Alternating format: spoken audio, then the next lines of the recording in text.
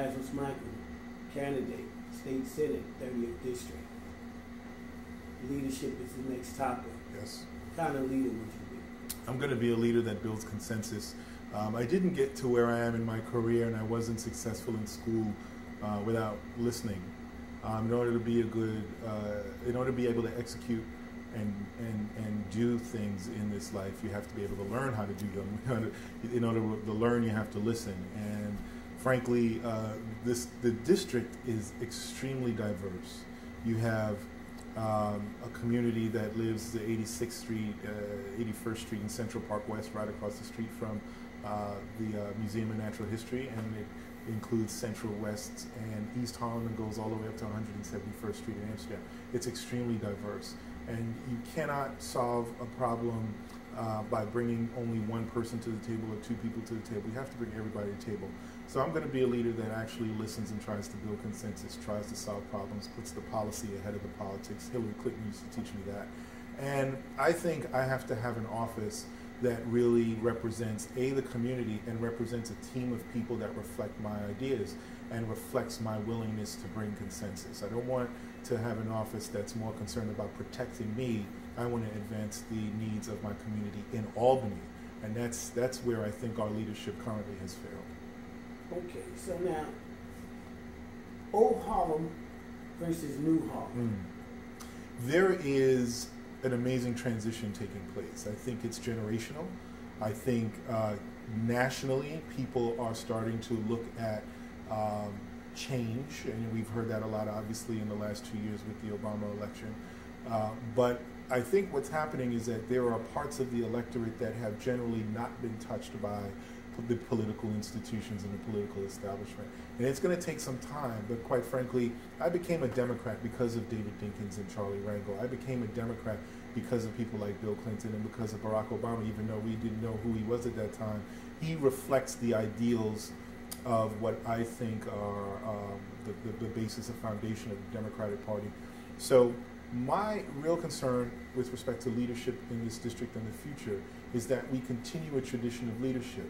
You know, Harlem is a place that saw Marcus Garvey, it saw Malcolm X, it saw Adam Clayton Powell Jr., it saw Percy Sutton and David Dinkins, and it saw Charlie Rangel. Charlie, for example, is a great American legislator. And I think if you're going to send me to Albany, you need to know that I am going to be in that tradition of a really good legislator. My opponent, in the time that he's been in office, has had a really bad record on his legislative accomplishments. In about the same amount of time that he's been there, people have passed 15, 20, 25, 30 bills. He has 6 to his credit, and 3 of them have come since I've been in the race. One of them he tried to take credit for, but it actually belonged to one of his colleagues in the Senate. Which bill was that? That he took credit for? This was something the past couple of days. Well, he took credit for a bedbug bill. Okay. And it was reported in the Daily News because he started championing his big bedbug bill. And his colleague, Senator Peralta, came back and said that he's glad that he supports this bedbug legislation, but it's actually his and not Mr. Perkins's. And I happened to be in Albany that day, and he believes that Senator Peralta believed that it was because I was in Albany that Senator Perkins wanted to take credit for something that he did not do. We keep hearing Albany is dysfunctional. How would you change Albany? Yes. No. You're wearing a couple of hats. We have Yes. to talk about this as a political strategist, analyst. You're And wearing candidate, yeah. Candidate, which is a risky move. How do you now? What would you?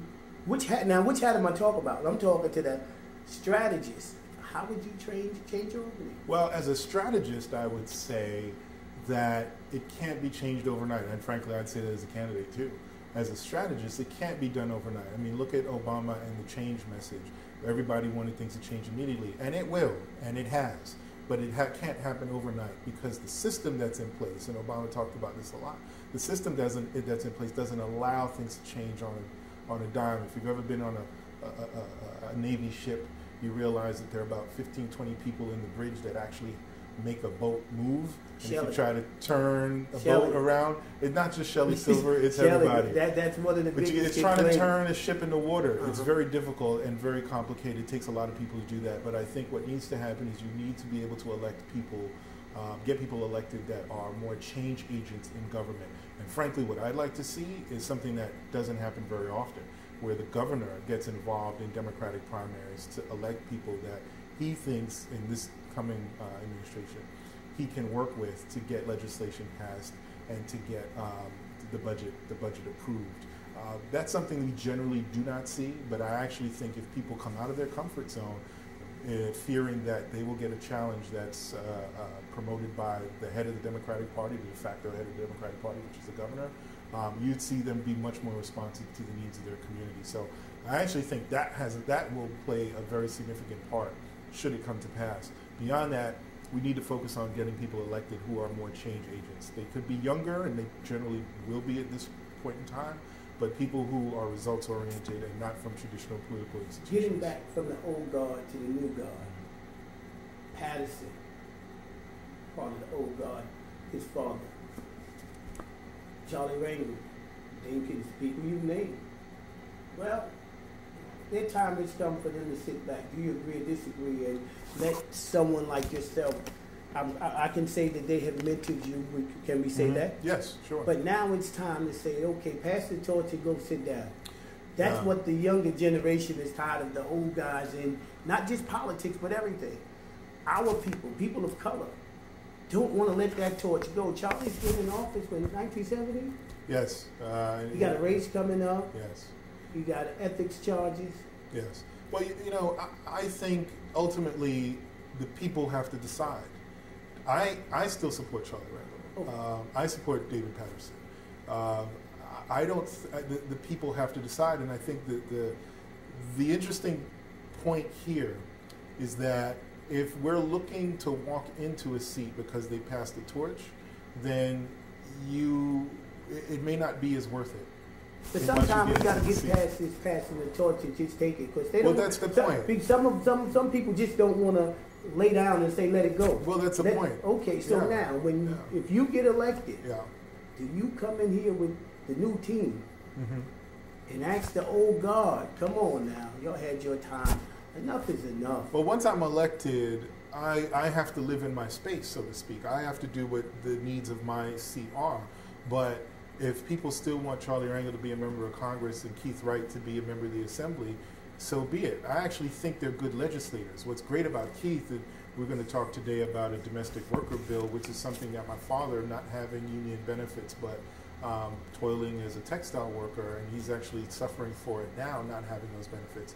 This is a good piece of legislation, and he's worked 8 years on it. And that's something that I think is lost in some of the conversation about old leadership versus new. It's you actually have to go into the seat and do the job, and I think Keith has done the job. I think Charlie's done the job. But I would also say that when people of Charlie's generation, of Dinkins' generation, fought for civil rights, it wasn't freedom tomorrow. It wasn't freedom next week. It was freedom now. And if I'm here saying that I learned those lessons, that I am a result of their leadership, and I want this seat, I got to go get it now. Now go get it and bring some other people with you. That's right. Because we keep saying new leadership. That's right. You're part of that new leadership. But I want to see some other people up there too. Me too. And get rid of some of them old guys that have been in office for too long. Well, we got to groom them, and we got to make sure that they take action and not wait for it to be given. When you started at the schools by teaching what you've learned, Right. and that's your start. We'll do that. We'll be right back after these messages.